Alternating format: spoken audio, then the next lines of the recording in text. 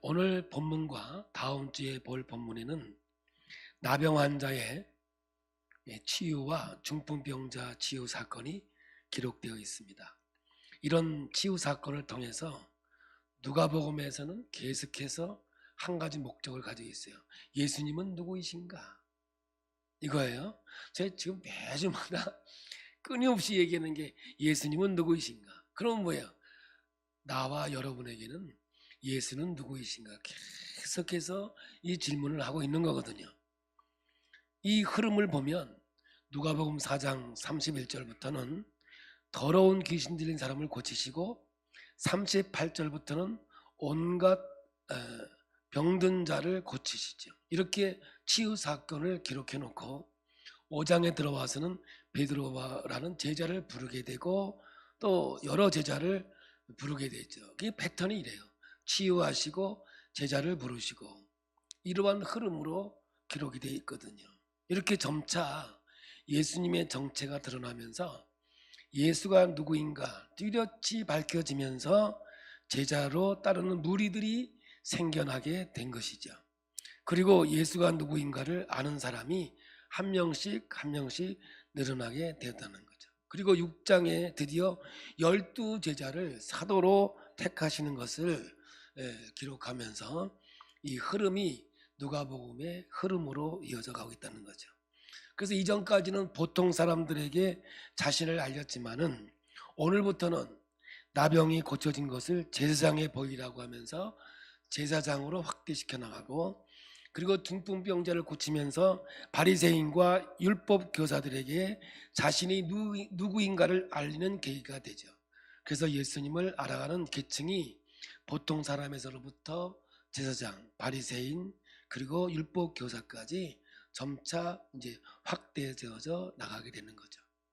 예수님의 정체에 관련해서 오늘 보게 되는 나병 환자의 치유, 다음 주에 있는 중풍병자의 치유 사건을 통해서 모든 기적들을 예수님은 구약에 예언되어진 메시아라고 하는 것을 확인시켜주는 역할을 하게 되는 거죠. 이미 말씀드린 이사야 61장의 예언을 자신의 예언으로 받아들이면서 그 61장에 예언되어져 있는 메시아가 바로 나다 하면서 61장 1절을 이제 우리에게 보여주고 있는 겁니다. 우리 한번 메시아가 하는 일입니다. 봅니다. 주 여호와의 영이 내게 내리셨으니 이는 여호와께서 내게 기름을 부으사 가난한 자에게 아름다운 소식을 전하게 하려 하십니다. 마음이 상한 자를 고치시며 포로된 자에게 자유를, 갇힌 자에게 노임을 선포하며. 이 예언되어져 있는 말씀을 예수님이 이 땅에 오셔서 이루어가고 있다는 거죠. 그래서 이 치유 사건은 이 말씀을 백업해주는 역할을 하고 있는 거예요. 그래서 누가는 치유 사건이 일어난 정확한 상황, 시기, 배경 이런 것들은 이렇게 자세하게 기록하지 않아요. 그냥 목적이 예수님은 누구이신가? 이분이 하시는 일이 뭔가? 여기에 관심을 두고 있기 때문에 그렇게 어디에서 이런 일이 있었는지, 몇 년, 몇 월, 며칠 날 있었는지 이런 거에 대해서는 그렇게 관심이 없어요. 근데 요한복음은 6월절 다음 날 이렇게 정확하게 가버나움이라든가 동네를 정확하게 지적하고 있지만 누가복음은 목적이 있기 때문에 이렇게 되는 거죠. 그래서 5장 12절에도 보면 예수께서 한 동네에 계실 때에, 그래요. 이 한 동네가 어딘지 정확하게 이야기하고 있지는 않아요. 아마 성경에 보면 가버나움이라 볼 수도 있는 거죠. 그리고 5장 17절에도 보면 하루는 가르치실 때에 갈릴리의 각 마을과, 그러면서 정확하게 장소라든가 기한에 대해서 말하지 않는 이유는 예수님은 누구이신가에 대해서 하나님 말씀을 드러내기 위한 이러한 기록이기 때문에 그렇다는 거죠. 누가복음은 예수님의 정체를 밝히는데 관심이 있기 때문에 많은 기적의 사건들 중에 하나를 보이고 있으면서 요한복음하고는 좀 다른 면을 가지고 있는 거죠. 예수는 메시아다라는 공식적인 타이틀을 아는 것을 넘어서서 이 메시아의 성품은 어떠한가, 어떤 분이신가를 이 사건을 통해서 하나씩 알아가게 되는 거죠. 예를 들어서 노아누 목사는 기쁨의 교회 담임 목사다. 이게 제 타이틀이에요. 제가 어디 가도 보면은 항상 이렇게 부흥회를 해도 보면은 그래요. 노아누 목사 해놓고 가로 열고 기쁨의 교회 담임 목사. 항상 제 타이틀은 기쁨의 교회 담임 목사예요. 그런데 담임 목사만 알지 제 성격은 모르잖아요. 제 성품도 모르잖아요. 그죠? 뭐 성격이 좋다. 뭐 모르잖아요. 근데 여러분은 알란가 모르겠어요. 뭐 밥을 잘 산다. 뭐 이런 거는 기쁨의 교회 담임 목사 하고는 모르잖아요. 그래서 이제 누가는 예수님은 메시아다라는 것을 지금까지 증명해 왔어요.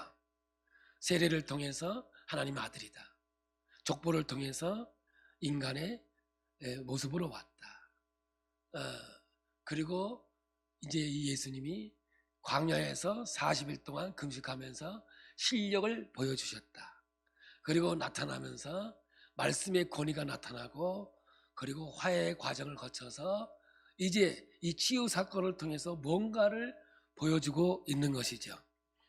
그러므로 여러분들 예수님은 메시아라는 타이틀만 알고 있지 이분은 어떤 성품을 가지고 있고 어떤 방식으로 일하는 분인지 이거를 이제 오늘 본문에 이 치유 사건을 통해서 담아 넣은 거예요.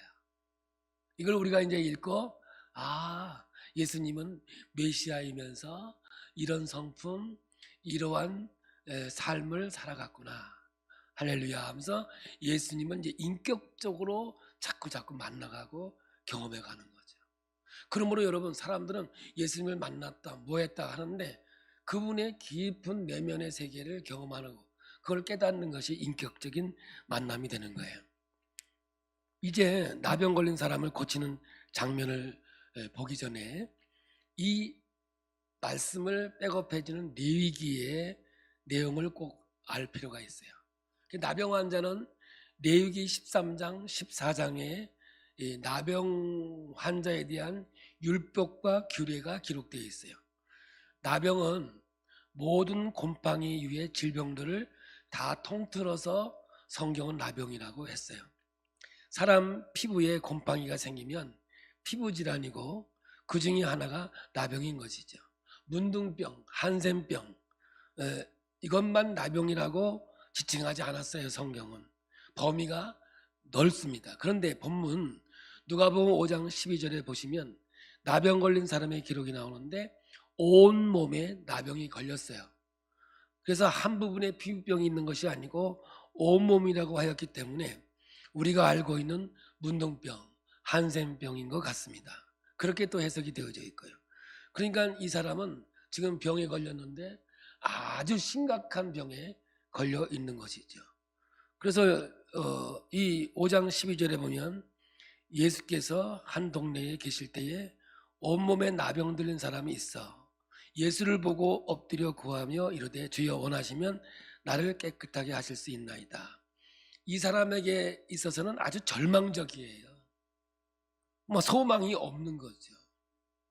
인간적으로 볼 때는 너무 불쌍하고 안타까운 지경에 있는 사람이죠.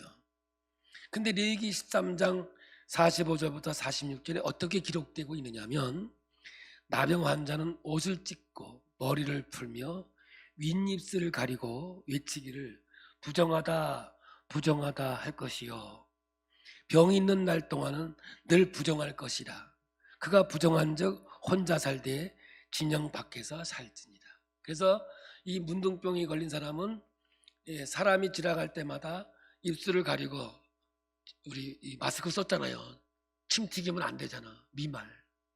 그러니까 입을 가리고 나는 부정하다 부정하다 가까이 오지 못하게 했고요. 그리고 함께 살지 못하고 부모도 떠나보내야 되고 자식도 떠나보내고 가족도 떠나보내고 삶의 진영 바깥으로 쫓겨나서 일생 동안 살다가 죽는 그러한 인생이 되는 것이죠. 참 이 땅에 와서 문둥병으로 인하여 얼마나 큰 고통과 아픔이 있겠어요. 그런데 오늘 이 본문에는 이 나병 환자가 율법을 어겨요. 진영 밖으로 쫓겨나가 있어야 될 그 사람이 한 마을로 들어와 있다고요. 예수님이 한 동네에 계실 때 그랬으니까 이 예수에 대한 소문을 들은 거예요. 진영 밖에서. 그래서 그는 믿음이 무슨 믿음이 있었냐면 이 예수를 만나면 날 수 있다라는 확신이 있었어요. 그러니까 돌에 맞아 죽을 걸 각오하고 한 동네에 들어와요.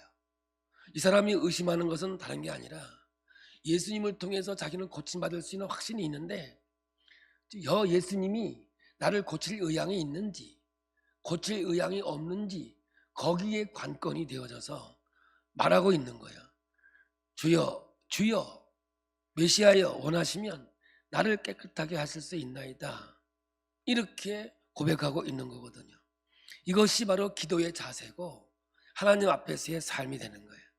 지금 이 사람은 절망 가운데 있고요. 뒤로 물러갈 수 없는 자리에 있는 사람이에요. 내세울 것 하나도 없는 사람이에요. 의도 없고 공로도 없지요. 주님과 거래할 게 없어요. 주님 내가 이만큼 했으니까 이만큼은 나를 복 주셔야 되지 않습니까? 이 정도는 내게 허락해야 되지 않겠습니까? 이런 건 내세울 것 하나도 없는 사람이고 그것을 잘 알고 있는 사람이에요. 다음 주에 나오는 중풍병자도 자기 의지로 걸어갈 수 없고 친구가 침상을 들고 예수님께 나오지 않습니까? 예수님을 진짜로 만날 수 있는 사람들은 이런 모습으로 주 앞에 나오는 사람들이어야 하는 거예요. 아직 내 힘으로 서 있을 수 있다. 이런 사람은요, 예수님 만날 수 없어요. 우리 주님은요, 말구에 오셔요. 낮은 자리에 오셔요. 대접받기를 원하는 사람, 우리 예수님 못 만나요. 섬기는 사람이 주님을 만나고요. 섬김 받기를 원하는 사람, 주님 만날 길이 없어요. 우리 주님은 낮은 곳으로 오시고요. 섬기러 오셨기 때문에 그 성품과 그 자리에서 주님을 만나주시는 거예요. 빈배가 되어졌을 때 주님이 배에 올라타시는 것이지 만선의 배에는 예수님이 올라타지 않아요. 절망의 고백이 없는 사람은 주님을 만날 수가 없어요. 인격적으로 교제할 수 없어요. 오늘 이 나병 환자가 예수님을 찾아왔다는 것에서 누가는 뭘 그리고 있느냐면 절망의 자리에서 예수가 메시아로 구원자로 등극할 수 있다는 것을 보여주고 있는 거거든요. 그러나 우리가 알아야 되는 것은 이 누가복음에서 나병 환자나 중풍병자는 단순한 병만 얘기하고 싶은 게 아니에요. 이 누가는 성경에서 이 나병 환자와 중풍병자는 죄를 상징하고 있거든요. 나병 환자를 통해서 예수님이 말씀하신 것은 깨끗함을 받아라. 중풍병자에게는 제사함을 받았다. 이렇게 말씀하시지 않습니까? 그리고 치유 후에는 내가 제사함의 권세가 있지 않느냐 이렇게 말하는 걸 볼 때 이 이슈로 종교 지도자들과 대립 관계가 이제 시작이 되어지는 거 아니겠습니까? 깨끗하게 되었다, 제사하게 되었다. 이런 표현은 단순한 육신의 고침을 넘어서는 것을 의미하고 있다는 것을 염두하고 말씀을 들으셔야 돼요. 육신의 치유를 넘어서서 죄와 관련되었다는 것이죠. 죄사함의 문제를 이 과정을 통해서 누가가 등장시키는 거예요. 이 사람이 죄를 지어서 그 결과로 나병 환자, 중풍병자가 되었다? 그거 절대 아니에요. 개인의 죄를 이야기하는 것이 아니라 아담 이후로 죄의 권세가 너를 억누르고 있었는데 너는 이제 해방되었다라고 선포하고 있는 거거든요. 이것이 바로 하나님 나라가 이 땅에 도래됐다는 말이고 하나님 나라가 선포되었다라고 하는 가장 큰 의미가 여기에 담겨져 있어요. 다음 주에는 중풍병자를 통해서 더 깊은 이야기가 되겠지만 나병과 중풍병은 스스로 고칠 수 없는 병이고 죽음의 병인 거예요. 그래서 죄를 상징하기도 하는 거예요. 죄값은 사망이거든요. 구약에서 나병이 죄의 상징으로 나타내고 있을 뿐이죠. 마찬가지로 죄의 문제는 스스로 해결할 수 없는 거예요. 똑같은 표현이죠. 나병 환자가 스스로 고칠 수 없죠. 중풍병자가 스스로 자리를 털고 일어나 걸어갈 수가 없는 것과 죄로 인하여 사망에 이르는 것은 똑같은 차원에서 말씀하고 있는 거거든요. 그래서 이 죄, 이 죽을 병에 걸려 있다라는 것, 이것이 깨달아지는 순간 얼마나 절망할 수밖에 없겠습니까? 문자적으로 나병이 걸리고 중풍이 걸리면 절망함이 어렵지 않습니까? 그런데 영적으로 나병과 중풍병이 걸린 것을 절망하지 못하는 것이 안타까울 뿐이죠. 육체적으로 병든 거 안타깝죠. 누가 봐도 안타깝죠. 그러나 영적으로 병들어 죽어가는 것을 보면서도 안타깝지 않다면 이게 더 절망이죠. 누가복음은 이것을 들춰내서 우리에게 보여주길 원하고 있는 거예요. 내가 지금 나병에 걸려 있다. 내가 지금 중풍병에 걸려 있다. 그 이야기거든요. 이 본문에서 나병 환자의 간절함과 절망함, 이런 것들이 동감이 되어야지 성경을 제대로 읽을 수가 있고 들을 수가 있는 거예요. 제가 여러분에게 간곡하게 질문하고 싶은 것도 바로 그 말씀이고, 이 말씀을 읽으면서 깨달아서 하나님 앞에 감사하며 눈물로 이 말씀을 오늘도 전하고 있는 거예요. 교회도 오시고 성경도 읽으시고 친교도 하시고 잘하는 겁니다. 그런데 죄 때문에, 죄의 무거움에 눌려서 하나님과의 관계가 깨어졌다는 것 때문에 내 전 존재가 두려움에 사로잡히고 괴로워하고 갈등하고 그러셨던 적이 여러분에게 있었느냐, 그 말이에요. 내가 큰 죄인임을 깨달아지는 순간 그런 경험이 있으셨느냐, 그 말이에요. 저번 주에 이어서 베드로의 반응과 나병 환자의 반응이 사실 같은 것의 다른 표현일 뿐이에요. 베드로는 하나님의 현현을 체험하고 나서 주여 나는 죄인입니다, 나를 떠나소서 두려워한단 말이에요. 이사야는 환호다 환호다 내가 죽게 되었구나. 그럼요, 여러분들. 성경 자체가 우리에게 말씀하고 있는 거예요. 그래서 하나님 앞에서 두려움과 죄인임의 자각이 생기면 여러분, 하나님 앞에서 불쌍히 여겨질 수밖에 없는 거죠. 나병 환자가 자기 병 때문에 절망이 아니고 상황 속에서 내 스스로 아무것도 할 수 없고 예수 앞에서 유일한 답을 얻을 수밖에 없다고 할 때, 여러분, 우리의 신앙은 얼마나 간절해지겠느냐, 그 말이에요. 이 나병 환자가 동네에 들어와서 돌에 맞아 죽을 각오를 하고 예수님 앞에 무릎 꿇고 나를 고쳐달라고 애원하는 이 모습이 오늘 이 땅 위에 있는 그리스도인의 모습이어야 된다라고 성경은 말하고 있는 거예요. 오직 예수 앞에서만 유일한 해답을 얻을 수밖에 없다고 간절한 이 모습을 우리에게 주는 거죠. 그러므로 오늘 여러분, 문둥병과 중풍병의 결론은 사망이지요. 비극으로 끝나게 돼 있죠. 역시 죄도 사망이에요. 영원한 지옥으로, 비극으로 끝나게 돼 있는 거예요. 그러나 이 문제를 풀어줄 수 있는 분, 이 예수님께서 직접 만나주시고 또 찾아오시고 역사하시는 거죠. 이분이 바로 예수 그리스도라고 누가는 지금 소개하고 있는 거예요. 아니, 오늘 설득하고 있는 거예요. 그러므로 오늘 여러분, 부활의 기쁨이 오늘 나의 기쁨이 되고 천국이 나의 소망으로 와 있다면 지나온 과거는 오늘의 간증이 되는 거예요. 오늘 부활의 기쁨이 없으면 지나온 세월은 다 뭐가 되겠어요? 한많은 이 세상. 그러니까 지나온 세계를 늘 불만하고 고통스러워하고 그냥 입만 열면 그때 일을 생각하면 내가 자다가도 벌떡 일어나고 눈을 감고 죽을 수가 없어, 원통해서. 그건 신앙 아니에요.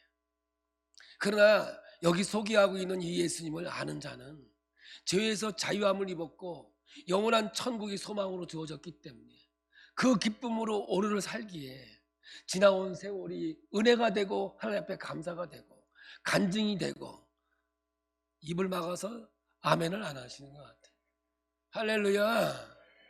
그게 누가가 얘기하고 싶은 내용이라 그 말이에요. 내 죄를 대신 짊어지시고 침상을 들고 집으로 가라고 하시는 분이 예수님이에요. 죄를 깨끗게 하시고 죄를 사해 주시는 분을 만나야 죄의 문제가 해결되어지고 그것이 복음이고 거기서 기쁨이 있고 구원의 감격이 있는 거 아니겠습니까? 그래서 예수님은 이 땅 위에 건강한 사람을 위해서 오신 분이 아니에요. 의사는 병든 자에게 꼭 필요하잖아요. 그러므로 예수님은 죄인들에게 필요하신 분이에요. 그게 죄 앞에 절망하고 죄 앞에 좌절할 때 예수가 구세주가 되는 거죠. 이 문둥병, 이 중풍병을 내 스스로 고칠 수 없으니 당신만이 고칠 수 있습니다. 마음만 먹으면 할 수 있습니다. 그 고백이 신앙이 되는 거죠. 그것이 복음이고 거기서 기쁨이 있고 구원의 감격이 있는 겁니다. 오늘 여러분 이 말씀을 우리가 듣잖아요. 그러면 오늘 여러분이 질문할 수 있지요. 이 체험이 있느냐 그 말이에요. 예수님은 내 고민을 들어주시고 내 마음에 평안을 주시는 분이시지요. 또한 예수님은 나에게 재정을 해결해 주시는 분이기도 해요. 또한 예수님은 우리의 자녀들을 복 주시고 내 직장과 사업에 복을 주시는 그런 분이시지요. 그러실 수도 있어요. 본문에서 보는 것처럼 주님은 치유하심이죠. 또 행복을 주시는 분이시에요. 아마도. 그러나 여러분, 이거 복음 아니에요. 우리 주님이 이런 것 다 해주신다고 해도 그것이 성경에서 선포하고 있는 복음의 핵심은 아니다 그 말이에요. 예수님이 겨우 나를 행복하게 해주시려고 나를 위해 주시려고 십자가에 못 박혔겠느냐 그 말입니다. 당연히 그렇게 해주시겠지만 그것이 예수님이 십자가에서 돌아가심의 끝이겠느냐 그 말이에요. 내 행복을 위해서 예수님이 십자가에서 못 박혔을까요? 그것은 분명한 거지만 복음의 핵심은 아닙니다. 예수님을 그렇게 만나시면 절대로 안 돼요. 그러나 그렇게도 만나십시오. 건강 주시는 분으로, 먹고 사는 문제를 해결해 주시는 분으로, 행복을 주시고 즐거운 삶을 살도록 복되게 하시는 분으로 만나셔야 되겠지요. 하지만 우리 예수님을 무엇보다 죄의 문제를 해결해 주시는 분으로 만나셔야 합니다. 깨어진 하나님의 관계를 회복시켜 주시는 전능자로 우리는 만나야 합니다. 나에게 놀라운 구원의 하나님으로 만나야 되는 거죠.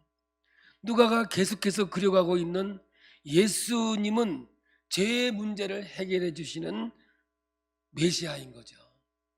죄의 문제를 해결해 주시는 과정이 없으셨다면 나병 환자처럼 절망해서 예수님이 아니면 안 되기 때문에 예수님 앞에 엎드려 율법도 어기고 돌에 맞아 죽을 각오도 하고 동네 한가운데 들어와서 원하시면 나를 깨끗하게 하실 수 있나이다 하고 긴박함, 애틋함, 간절함, 절망에서 나오는 주님만 붙잡아야 하겠다는 유일한 소망, 여러분 이것이 있겠느냐 그 말이에요. 근데 이것을 깨달은 자만이 여러분 주님 앞에 나올 수 있는 거예요. 이 마음을 가지고 신앙생활해야 온전한 신앙생활이지 이것이 없으면 종교생활에 지나지 않아요. 언제고 교회를 떠납니다. 그것은 여러분 교회에서만 할 수 있는 게 아니고요, 절에서도 할 수 있어요. 그런 정도의 종교생활은 어디 가도 타 종교에도 있단 말이에요. 기독교가 다른 것은요, 죄의 문제를 해결하고 하나님의 관계의 회복과 그것이 중심에 있기 때문에 기독교가 생명의 종교, 삶의 종교, 영생의 종교라고 말씀하고 있는 겁니다. 하나님이 친히 내려오셔서 회복시켜 주신 관계 회복의 문제, 여러분 이것이 있어야지 그냥 행복, 그냥 건강, 잘 먹고 잘 사는 거 그것만 추구한다면 그건 복음 아니에요. 성경에서 얘기하고 있는 십자가의 능력 아니라고요. 불교에도요 마음 편안하게 해줘요. 심지어는 이슬람도 회교도 여러분 건강 주고요. 무당 구태도요 귀신은 내쫓아요. 그러나 이것이 복음이라는 것과 구별되어야 되는데 구별되어 있지 않은 게 문제인 거죠. 나병 환자를 깨끗하게 하면서 우리에게 질문하고 도전하는 것이 바로 이 말씀임이에요. 오늘 본문이 바로 내가 나병 환자로구나, 내가 중풍병자로구나 하는 자각이 없이 본문 말씀을 대하면 성경은 다 남의 얘기가 돼버려요. 그러나 내가 내 의지로 할 수 없는 죄의 문제를 가지고 절망과 좌절 속에서 주님을 찾을 때는 정말 생명을 거는 거죠. 세상과 바꿀 수 없는 복의 통로가 되는 거죠. 나병 환자는 몸에만 병이 있는 게 아닙니다. 사회적으로 사망 선고받은 사람이에요. 친정 밖으로 쫓겨나서 혼자 사는 사람입니다. 레위기 13장 14장을 읽어보세요. 나병에 대해서 뭐라 하냐, 부정하다 부정하다 부정하다, 계속해서 부정하다는 단어를 사용하고 있거든요. 성경에서 부정이라는 것은 생명에서 멀어져 있다라는 뜻이에요.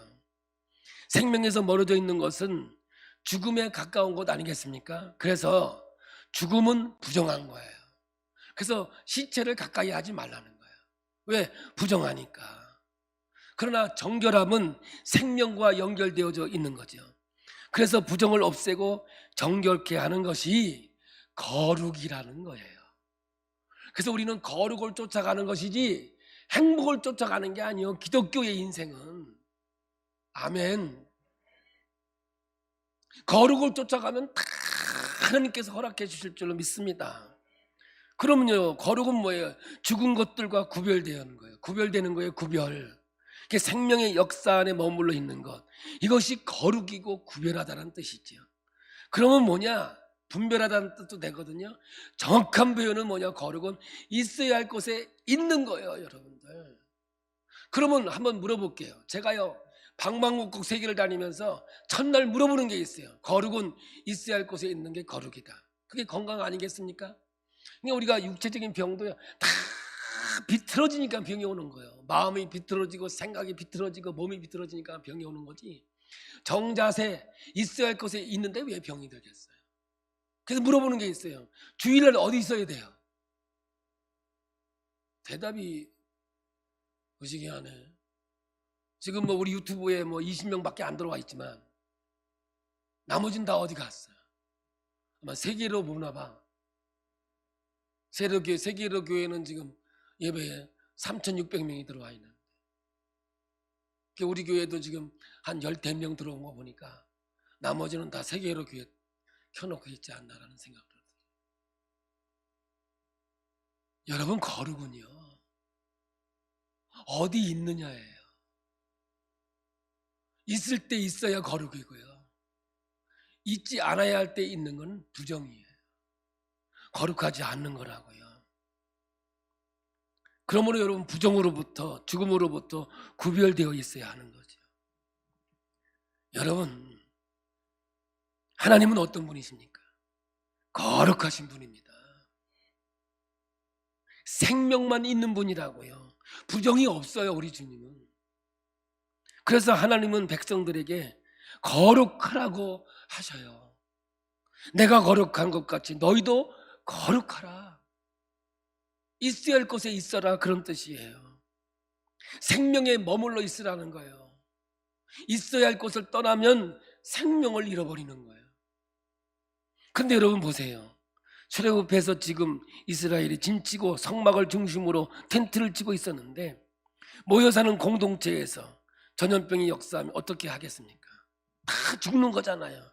그래서 정결을 유지하는 것은, 이것은 단순히 종교적인 차원에서만이 아니라 생존의 문제였던 것이죠. 어디에서? 광야에서. 그래서 레위기 민수기에 기록한 것 같이 큰 문제가 되는 거예요. 거룩하지 못하면 죽으니까 부정을 멀리 하는 것은 생명과 관련이 있기 때문에 여러분, 이 진영 밖으로 쫓아낼 수밖에 없는 거죠. 그래서 성결은 생명과 연결이 되어 있는 거예요. 있어야 할 곳에 있는 것을 거룩이라고 그러는 거예요. 그런데 부정한 것은 진영 밖으로 내보내라는 거죠. 왜 그럴까요? 진영 안에 있는 사람의 생명 보존을 위해서인 겁니다. 그러니까 여러분, 나병에 걸려서 진영 밖으로 쫓겨간 것은 이미 죽은 겁니다. 거룩을 상실하면 살아있는 게 아니라니까요. 알아서 들으셔야 돼요. 진영 밖으로 쫓겨난 것은요, 이미 죽은 거라니까요. 그래서 나병 환자는 가족도 못 만나요. 자식들도 못 만나요. 여러분, 그런 사람들이 가장 그리운 것이 무엇일까요? 그러므로 내가 환자인 걸 깨닫는, 아니 내가 회복할 수 없는 죄인인 것을 깨닫는 순간 그 간절함은 뭐겠어요? 용서와 사랑 아니겠습니까? 그러니까 주님 앞으로 나오는 거예요. 그래서 주님이 어떤 행위를 하시는지 5장 13절을 보겠습니다.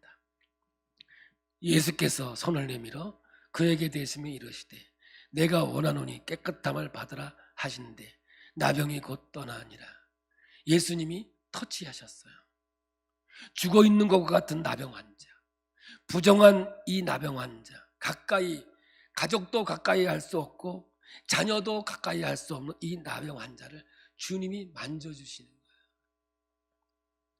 여러분, 주님은 말씀만 하셔도 나병 환자 나을 수 있을까요? 안 나을까요? 낫는다고 믿으시죠? 그런데 말씀만 하지 않았어요. 그를 만지셨어요. 이게 뭔지 아세요? 우리 예수님의 속성은 사랑이다 그 말이에요. 메시아이면서 이분은 사랑을 가지고 있다는 거죠. 사랑은 자신이 나병을 옮길 것을 각오하고 있는 거예요. 그래서 그를 만져주시는 거죠. 여러분, 안요한 목사님이 눈이 머시고 앞이 안 보여서 고통과 괴로움 속에서 하나님 앞에 엎드리지 않습니까? 진짜 그의 꿈은 외교관으로서 큰 꿈을 가지고 하는데 두 눈을 실명해 버렸습니다. 그때 그의 고백이 뭔지 아십니까? 그는 나를 만졌네 내 영혼을 나는 그를 느꼈네 그 숨결을 그는 나를 버리지 아니하고 나는 그를 떠나지 아니하리 그의 사랑 안에서 나의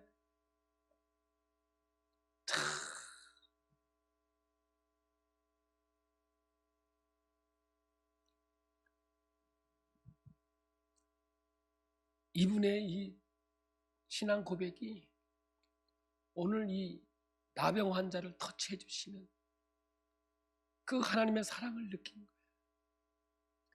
비록 눈을 멀어서 앞을 볼 수 없는 맹인이 되었지만 그 안에 주님 계셨고 주님이 나를 버리지도 않았고 떠나지도 않았고 나를 사랑해 주셨구나라는 것을 그 빈배에서 경험하는 거예요.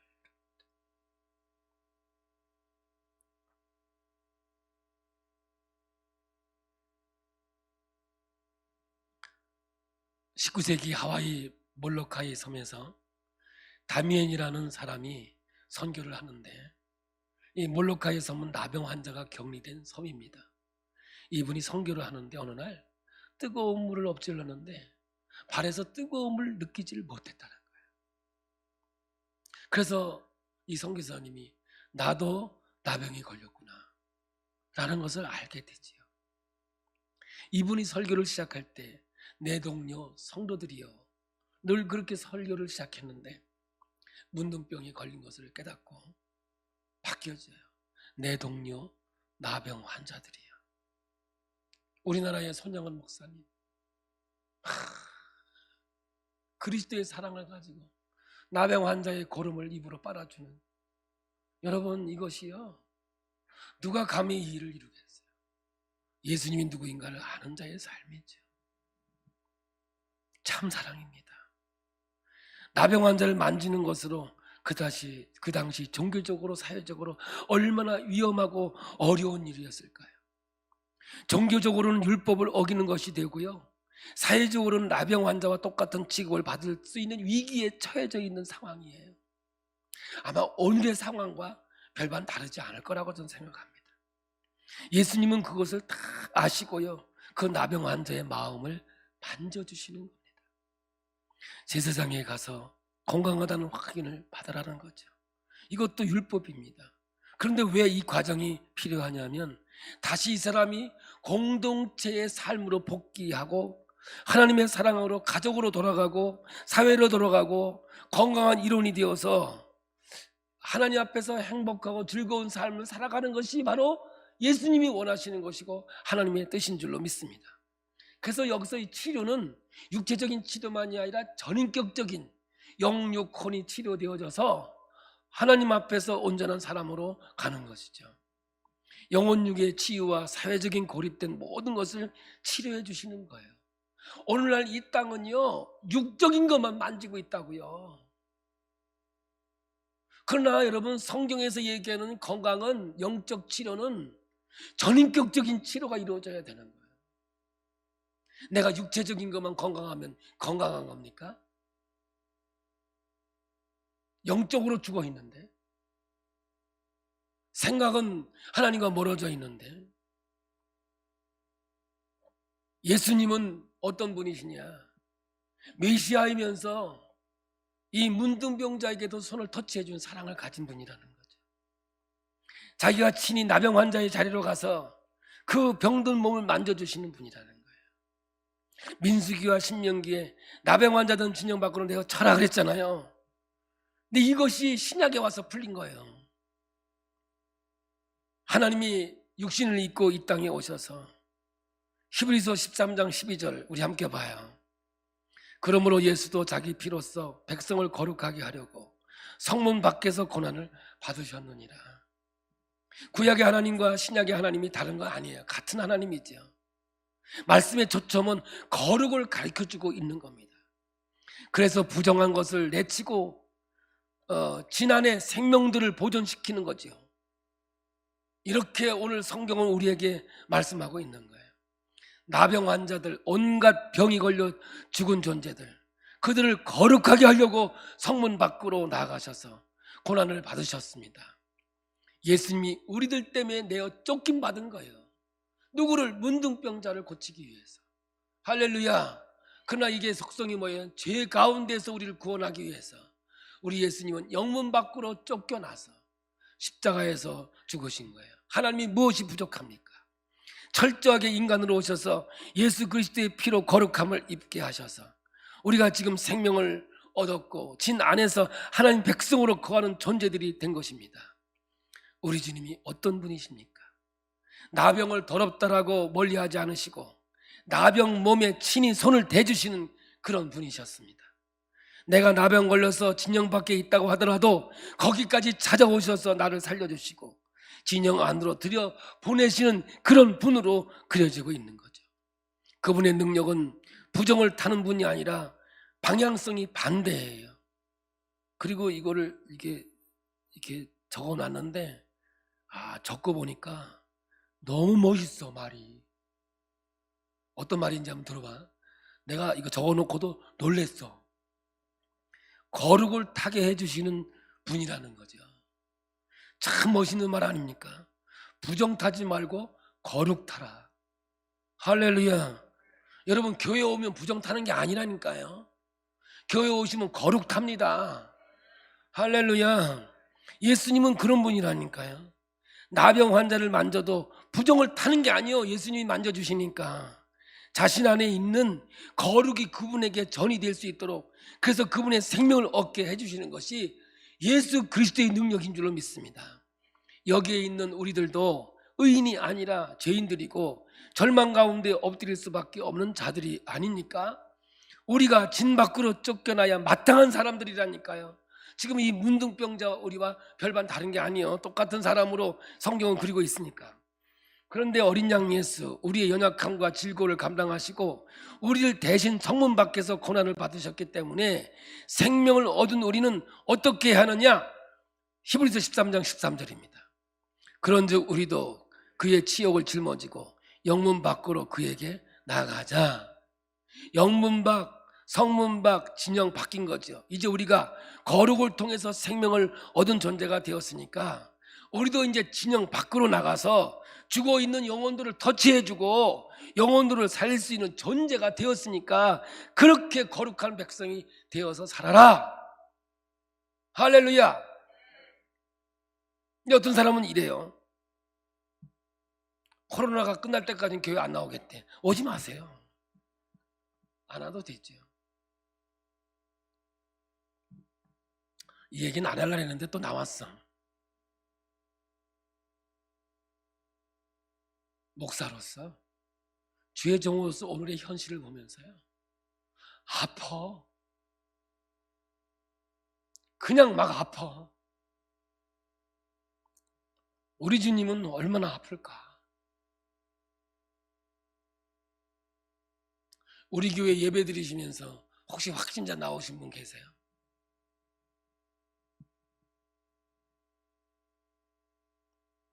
저는 목사예요. 하나님이 누구인 줄 알고 그분을 소개하고 그분을 전하는 주의 종이에요. 저는 예배는 내가 죽으면 죽었지 쉴 수 없어요. 그 이유가 뭔지 아세요? 내가 죄 가운데 구원받았고, 할렐루야. 문둥병자가 고침받은 것보다 더 큰 게 죄 가운데서 용서받은 거예요. 그러면 생명은 누구에게 있어요? 주께 있는 거죠. 나를 만져주시고 나를 터치해주신 그 사람이 여러분 안에서 살아 역사하지 않습니까? 그러면 그 하나님의 사랑을 표현할 수 있는 게 뭐예요? 예배밖에 없어요. 예배밖에. 오늘 저와 여러분이 하나님 앞에서 이 사랑을 표현할 수 있는 것은 예배 외에는 없어요. 우리가 진영 밖에서 머물러 있는 존재가 아니잖아요. 이제 진영 안으로 들어왔으면 진영 밖에 있었던 나와 똑같은 자들을 불쌍하게 여기고 긍휼히 여겨야 되는데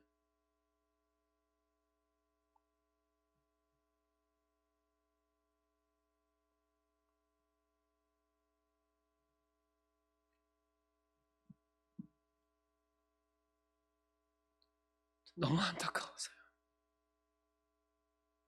이 누가복음이 얘기하고 있는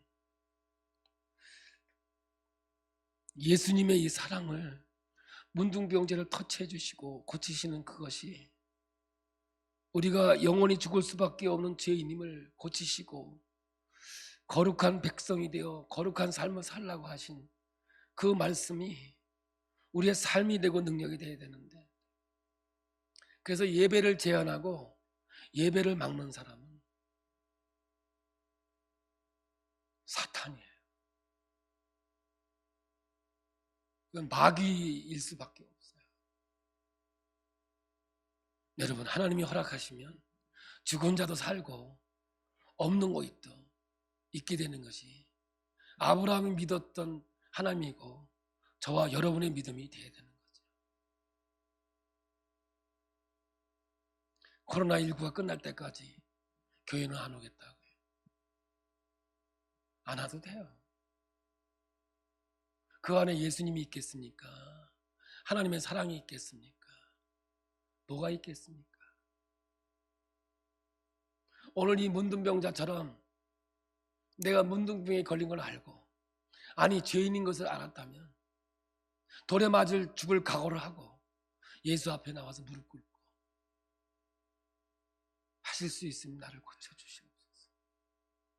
이 애틋한 애절함, 불쌍함이 있어야 하나님의 긍휼을 입을 거 아니겠습니까? 왜 그리스도의 교회를 예수의 핏값으로 세워진 교회라고 말씀하겠습니까? 생명이 주께 있기 때문에 그런 겁니다. 여러분, 오늘 우리 누가복음은 이 나병 환자를 통해서 자기 의지로 아무것도 할 수 없는 이 인간을 죽음을 무릅쓰고 동네에 들어와서 예수 앞에 무릎을 꿇었을 때 우리 주님 사랑으로 그를 터치해 주셔서 고쳐주셨다는 것이 단순하게 육체적인 병이 얘기하는 게 아니다. 죽을 수밖에 없고 영원히 죽을 수밖에 없는 우리 인생들, 그 죄를 내 스스로 해결할 수 없지만 예수 그리스도가 해결해 주셔서 십자가를 통해 영문밖에 죽으심으로 나를 터치해 주시고 영원한 하나님의 자녀로 삼아주신 거예요. 그래서 오직 은혜, 오직 감사가 우리의 삶 속에서 이루어지는 놀라운 능력이 되어야 되는 거죠. 이것이 오늘 말씀을 통해서 우리가 깨달아야 할 첫 번째 진리고요. 주님이 만져주지 않으면, 주님이 인도해 주지 않으면 나는 죽을 수밖에 없구나. 이 하나님 앞에서 고백과 결단이 있어서, 그러므로 부정을 거룩으로 바꾸시는 예수의 능력 안에서 구별된 자, 내가 꼭 있어야 할 때 있는 자, 그래서 하나님의 영광을 드러내는 자가 될 때 그것이 바로 구원받은 백성이요 하나님의 자녀인 줄로 믿습니다. 저는 오늘의 현실을 제가 직시하면서 직접적으로 얘기하기는 사실 두려운 마음이 있어요. 그러나 여러분 한번 깊이 한번 생각해 보세요. 그리고 특별히 오늘 유튜브를 통해서 생중계를 듣는 우리 기쁨의 교회 성도님들도 한 번쯤 생각해 보세요. 주님의 사랑과 내가 지금 하고 있는 이 모든 것들이 어떻게 매치가 될 수 있겠는가? 저는 아닙니다. 제가 경험하고 제가 살아온 신앙의 삶 속에서는 아닌 건 아닙니다.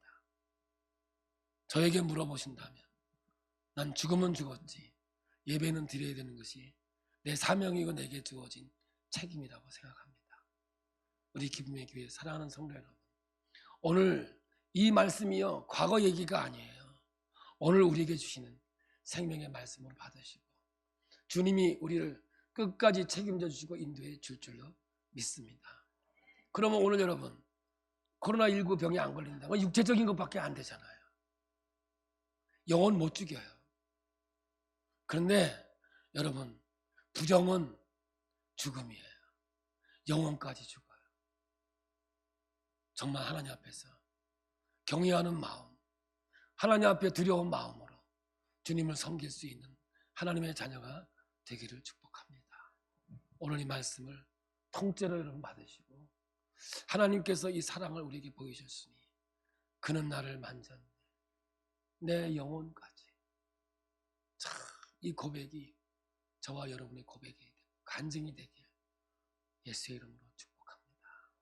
우리 찬양하겠습니다.